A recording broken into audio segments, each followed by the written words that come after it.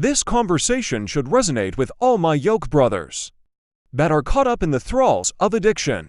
How many more times must we yield our members over to the traps, snares, pitfalls, and the hangman's noose of addictions? The very nature of an addict is not defined by what bottles we drink out of, what bags we are smoking out of, or what vein we are trying to plug. The nature of an addict is predicated solely on a Dr. Jekyll and Mr. Hyde syndrome.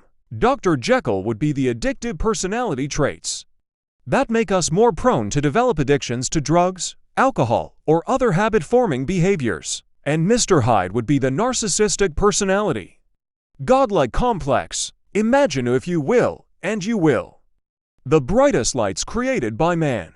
And the only frame of reference these lights have is the penetrating glares that echoes throughout the whole house. And the skeletal structure design of this house is made of glass. The walls, floors, and ceilings are completely made out of glass. Now encapsulate for one moment. Where in this house could you hide or escape the heat of your reflection? Please say not to yourself, this is but a trivial thing. Because in the life of an addict, reflections are everything.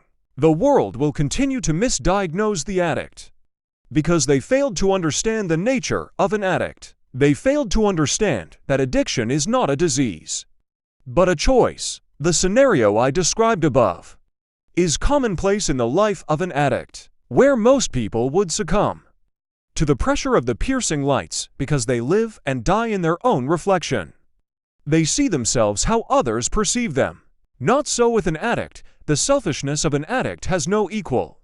Most addicts subscribe to the philosophy, "It's my life, I can do whatever I want with it." Because of this line of reasoning, they pay tribute to no one, truly a bastard child. An addict beholding his natural face in a window sees Dr. Jekyll, instantaneously reveling in the fact that the length and width and height and depth of all his accomplishment in this lifetime and beyond will be immortalized in Mr. Hyde.